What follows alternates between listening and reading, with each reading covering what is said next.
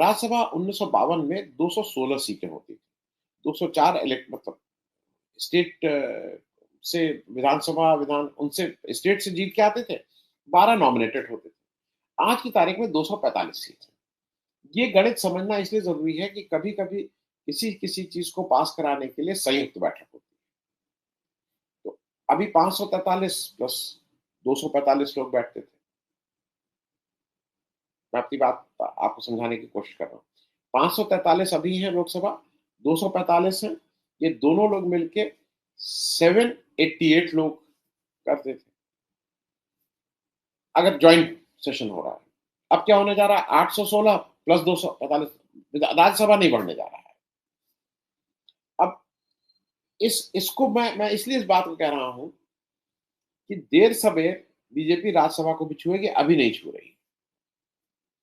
राज्यसभा में 2-3 चीज़ें ऐसी हैं जिसको एड्रेस करना पड़ेगा, और ये जो जो सेंसस हो रहा है ना, जात मतलब जिसका प्रेशर है कि भई आप कास्ट सेंसस करिए, बताइए उसका कारण क्या है? वो भी ज़रा 1 मिनट में आप उसको समझ लेंगे। क्योंकि ये सारी चीज़ें डिलिमिटेशन से रिलेटेड हैं। पहला ये है कि जैसे राज्यसभा है, राज्यसभा में कोई रिज़र्वेशन नहीं है, there is no reservation. Lok Sabha में है कि आप 543 सीटों में 131 सीटें रिज़र्व हैं। राज्यसभा की 245 सीटों में कोई सीट रिज़र्व नहीं। अब उसका उसका हश्र क्या हो रहा है? मैं एक छोटा एग्ज़ाम्पल दे दूँ। उत्तर प्रदेश से कुल 31 राज्यसभा मेंबर बनते हैं।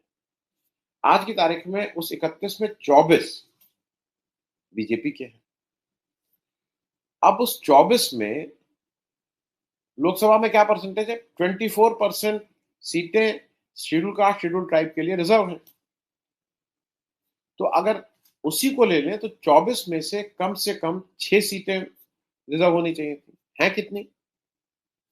सिर्फ 2 आपके रिज़र्व कोटा से लोग आते हैं, मिथिलेश जी और बृजलाल।